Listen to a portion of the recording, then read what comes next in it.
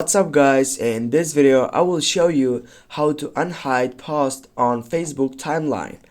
Firstly, you need to go on the three dots icon on your right upper side, and then you need to go for settings side.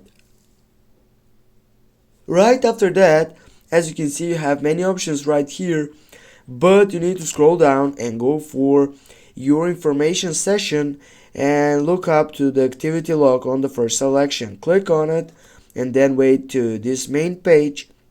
Now you need to scroll down and go for the last session, view activity history, and what you need to do next is just simply going to the filters, and here on categories, the first selection, you need to go for the last session again for logged actions and other activity, and then you need to choose the first selection, hide them from profile, and as you can see here, allow activity history sites on your timeline.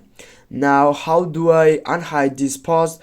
Just simply by typing on his three dots icon, and as you can see, you have the option for add to profile. Just click on it, and that's it guys. Thanks for watching. Don't forget to hit that like and share the video. See you soon guys.